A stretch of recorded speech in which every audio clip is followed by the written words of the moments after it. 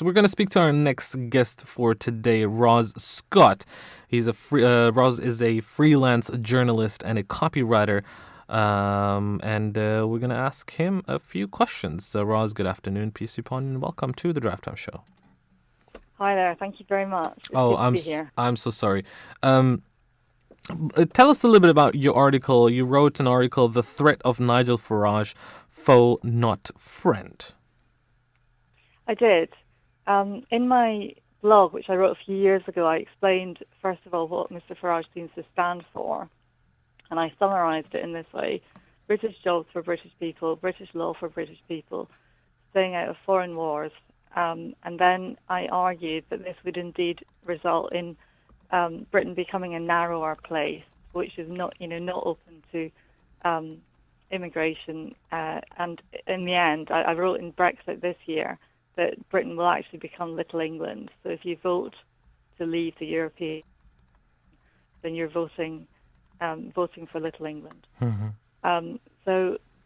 I think that since I wrote my first article, it's the poster, the very controversial poster with floods of immigrants coming into Britain, and the strapline saying that we're at breaking point, with Mr. Farage in the foreground saying that we must break free of the EU and take back control of their borders. I think that's key to what he believes, and it's key to my argument with him, really.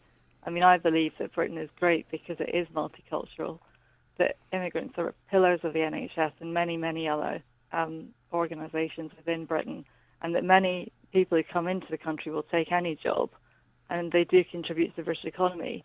And I also think that it's a lot of people don't accept how much they give up and how much they risk in order to make the journey. You know, they leave their homes, they leave families, they leave jobs to travel to an alien land, and they've got no guarantee of safe passage, and they've got no guarantee of getting a passport at the end of it. And most migrants actually go to neighbouring countries because they do not want to leave their homeland forever. So, you know, there's a lot which is just not widely discussed in this debate. And then refugees who flee political persecution are never allowed home, although they can travel anywhere else in the world. So, I just think the whole thing is really complex, and Mr. Farage kind of waded into that several times. I mean, he seems to believe in taking back control of Britain and free trade, and that's what he always returns to. It's those messages that I have issue with.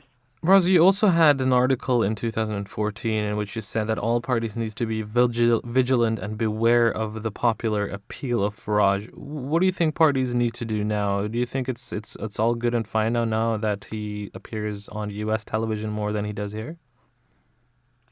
No, I think the media. I mean, I agree with is it Tim Walker from the Telegraph? I agree with what he said, that the media is in some way complicit. They like him because he's provocative, but he's smooth. He's quite charming. So he says controversial things, and that makes good television. But I do think that, you know, given the fact, that there's only one MP. He's tried 7 times to become an MP and failed, and he may well try again. I mean, he may succeed at some point. I wouldn't be surprised. And I think there is, the EU referendum result. He's certainly taking the credit. Now, whether he should be taking all the credit or not, I'm not sure. But, he's given a lot of media coverage, given the size of his party. And I think that, there is a lie at the heart of it all, which is that he says that he's sticking up for ordinary people against the establishment, but he has no experience of living on the breadline. So the question I ask is, what would he do if he was living on the breadline? He can afford to be a politician. Indeed. And I think that he needs to be attacked on his policies. For a long time, UKIP was regarded as an eccentric sidekick, but that changed just around the time of my first blog about him, when during the European elections in 2014, and he's been taken more seriously by the media, but they haven't debated his policies with the rigour and the scrutiny that they apply to other parties. And I think that he's appealing to people to their heart, and in a fairly divisive and a way that may incite prejudice and things, rather than the head, and I think the only way to tackle him is to challenge what he's saying, test his heart, and then also apply the cool logic and the scrutiny and the forensic eye that report, that the media presenters do with other politicians. It needs to be a level playing field, and I'm not sure that it is. Now that you said it, I mean, I absolutely agree with you. As far as UKIP in general is concerned, I mean, you always in recent weeks you had the question about the leadership, where is the party going, but never, you never had that scrutiny about the policies, about what UKIP is planning, what they're doing, what they're looking forward to. As far as Nigel Farage is concerned, though, coming back to the topic, considering this year of 2016, you had, mainly Brexit and his multiple trips to Washington. What do you think of him now? Do you still consider him a threat, or how do you look at him now? I think he threatens our democracy.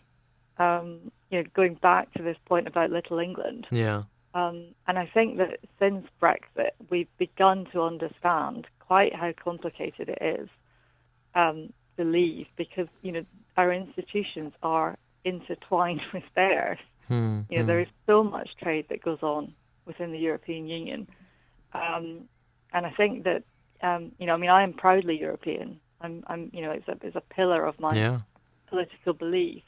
I think he's an experienced politician, and he has built UKIP up into a credible political party, and he is media savvy. I disagree with him about his politics, and I think I always will, because I would like Britain to be known as an open, tolerant, outward-looking, and proudly multicultural country, which is the opposite of what Mr. Farage thinks, unfortunately. But I do think he's an able politician. Absolutely. Now, it's an interesting development actually that came to the surface, Mr. Trump and Mr. Farage. Does that concern you at all? What, the relationship between the two of them? Yeah, that relationship. I mean, they seem to be best buddies now. Well, I'm concerned on several levels. There's something else just to mention in passing, which is that The Independent has actually, The Guardian reported years ago about UKIP expenses, but The Independent are also looking at how UKIP spent its money. Now, that I don't think the final reports have been published, but European money may, and I only say, I'm choosing my words carefully, may have been used for campaigning in the United Kingdom, both in elections and also in the referendum. And I think it's just another thing to throw into the mix. But I don't know if the final report has been given on that. So I think it's one to watch, really. Yeah. What Okay. press coverage is. So we'll just. But Mr. Trump, well, yes. I mean, I'm concerned, and I mean, Mr. Farage, Nigel Farage was right. He said that he was flattered and willing to serve Trump formally or informally.